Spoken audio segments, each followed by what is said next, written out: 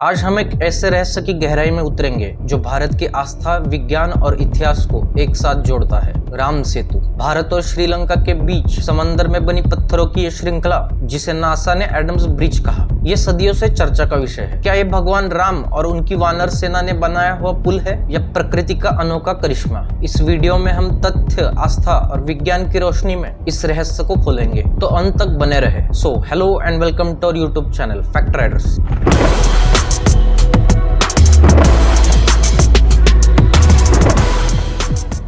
राम सेतु, जिसे Adam's bridge भी कहा जाता है, भारत के रामेश्वरम और श्रीलंका के मन्नार द्वीप के बीच पाल्क स्टेट में फैली 48 किलोमीटर लंबी पत्थरों की श्रृंखला है। 2002 में नासा के टेरा सैटेलाइट ने इसकी तस्वीरें जारी की, जिसने इसे वैश्विक ध्यान में लाया। यह संरचना इतनी अनोखी है कि यह समंदर के सतह के ठीक नीचे दिखाई देती है और इसकी रेखिक बनावट इसे प्राकृतिक से कुछ अलग बना देती है। वाल्मीकि रामायण के युद्धकांड अध्याय 22 में लिखा है कि वानर सेना ने नल के नेतृत्व में समंदर पे एक दिन में 14 योजन लंबा पुल बनाया। एक योजन लगभग 13-14 किलोमीटर माना जाता है, जो राम सेतु की वास्तविक लंबाई से मेल खाता है। लेकिन क्या ये वही पुल है जिसका जिक्र रामायण में है? रामेश्वरम में स्थानीय लोग कुछ ऐसे पत्थर दिखाते हैं जो पानी में डूबते नहीं बल्कि तैरते हैं। ये सुनने में चमत्कार जैसे लगता है, लेकिन विज्ञान इसका जवाब देता है। IIT मद्रास की 2005 की स्टडी में पाया गया कि ये पत्थर सामान्य चट्टानों जैसे है, लेकिन इनमें वॉइड्स यानी हवाओं की छोटी गुहाएं होती है जो इन्हें हल्का बनाती है। ये पत्थर ज्वालामुखी प्यूमिस जैसे नहीं है जो आमतौर पर तैरते हैं। आर्कियोलॉजिकल सर्वे ऑफ इंडिया ने भी इसकी जांच की और पाया कि कुछ पत्थरों में मानव संशोधन के कुछ निशान हो सकते हैं, लेकिन ये पूरी तरह प्राकृतिक भी हो सकता है। सवाल ये है कि क्या ये वही पत्थर है जिन्हें वानर सेना ने इस्तेमाल किया था? वाल्मीकि रामायण के युद्धकांड अध्याय 22 से 24 में राम सेतु के निर्माण का विस्तृत वर्णन है। इसमें बताया गया कि भगवान राम ने समुद्र देवता से संवाद किया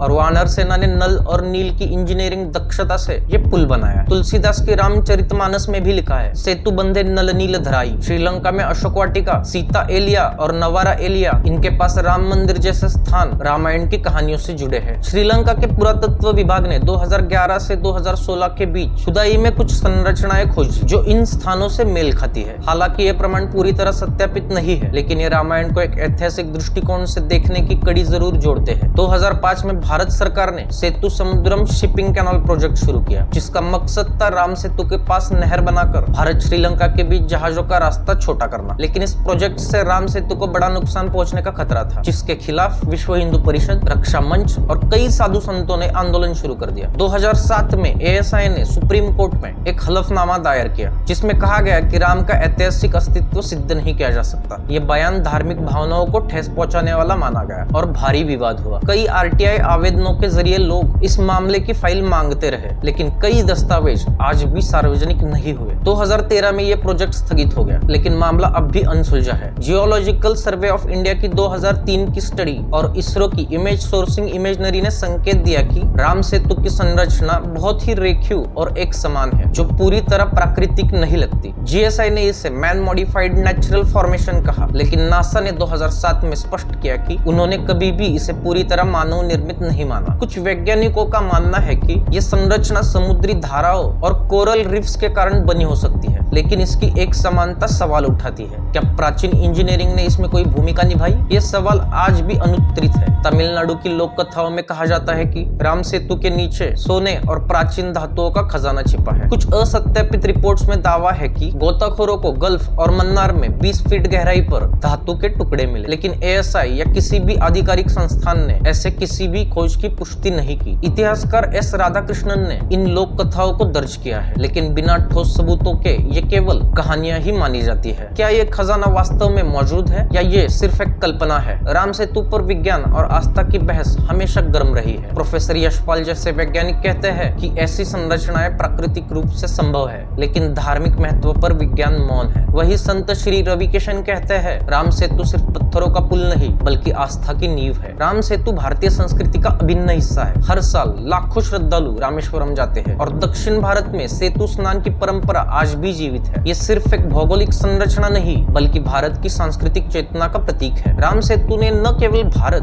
बल्कि विदेशी शोधकर्ताओं का भी ध्यान खींचा। अमेरिका, फ्रांस और इटली के समुद्री पुरातत्वविदों ने इसे एक संभावित मानव संशोधित संरचना माना है। यूनेस्को के 2015 के under water heritage cultural project ने भी इसकी जांच की। क्या राम सेतु को यूनेस्को विश्व धरोहर स्थल घोषित किया जा सकता है? इसके संरक्षण के लिए अंतरराष्ट्रीय सहयोग की जरूरत हो सकती है, लेकिन इसके लिए और ठोस शोध और प्रमाण चाहिए। राम सेतु सिर्फ पत्थरों की एक श्रृंखला नहीं, ये इतिहास, विश्वास और रहस्य का संगम है। विज्ञान इसे एक भूगर्भीय संरचना कहता है जिसमें मानव संशोधन के संकेत है, लेकिन ये इसका धार्मिक और सांस्कृतिक महत्व भारत के जनमानस में गहराई से बसा है। क्या ये भगवान राम का बनाया पुल है या प्रकृति का करिश्मा? इसका जवाब शायद कभी न मिले, लेकिन ये सवाल हमें इतिहास और आस्था की गहराइयों में ले जाता है। तो दोस्तों, आप क्या सोचते हैं? क्या राम सेतु एक चमत्कार है या विज्ञान का जवाब? कमेंट में अपनी राय जरूर बताइए। इस वीडियो को लाइक जरूर करें, अपने दोस्तों के साथ शेयर करें और हमारे चैनल को सब्सक्राइब करें। बेल का आइकन दबाना ना भूलें ताकि आपको हमारी हर नई वीडियो की खबर मिले। अगली वीडियो में हम एक और रोमांचक रहस्य की खोज करेंगे। तब तक राम सेतु के इस रहस्य को अपने दोस्तों और परिवार के साथ शेयर करें। तो दोस्तों, आज की वीडियो में इतना ही। तो मिलते हैं अगली वीडियो में। Till then just take very good care of yourself.